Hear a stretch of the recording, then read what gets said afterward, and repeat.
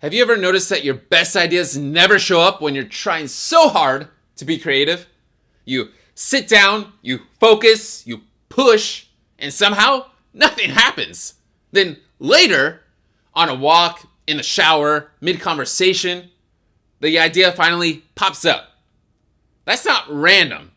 That's how your brain actually creates. Here's what most people misunderstand about creativity. Creativity doesn't come from effort. It comes from permission. Permission to make mistakes. Permission to color outside the lines.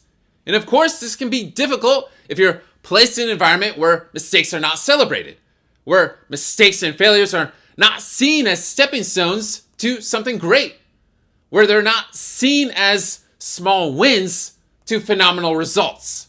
The moment you start trying to be creative, forcing yourself to be creative, your brain shifts into evaluation mode. Is this good enough? Does this make sense? Is this going to work? That mode is perfect for editing.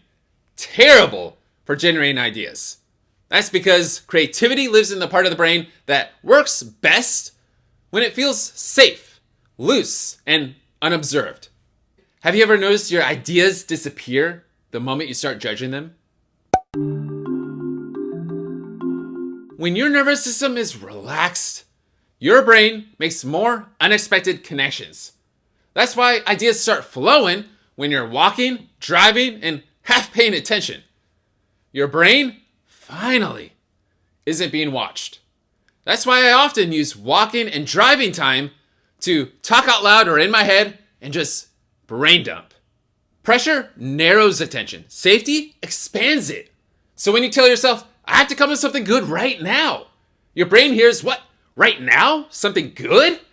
I don't know. If it has to be right now, and if it has to be good, I'd be careful. That sounds risky.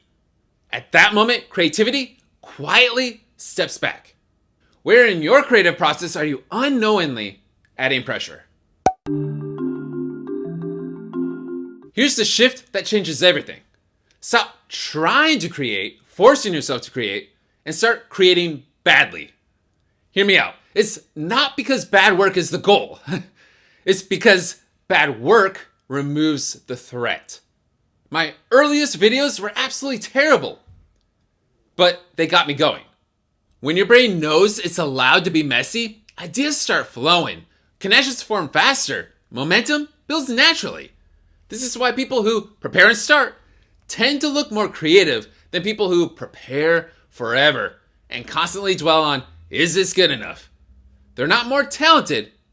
They're just less guarded. What would change if you stopped asking, is this good? And started asking, is this moving? Here's the part no one tells you. Creativity feels inconsistent early on because your brain is still learning. It's safe to show unfinished ideas. It's safe to make mistakes. It's safe to color outside the lines. At first, it only shows up in low pressure moments. But the more you create without forcing, the more your brain associates creativity with safety instead of risk. That's when it starts showing up on demand. Let's get into the mental health tip. If you feel blocked, nothing is wrong with you.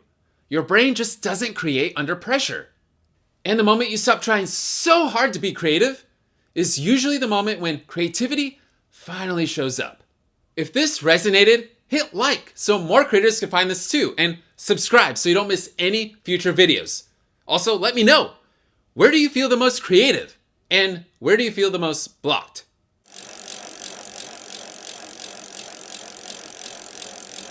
Have you ever noticed, never show up, you push, if you're placed in an environment where it comes from, and of course, this creativity doesn't come from permission to make.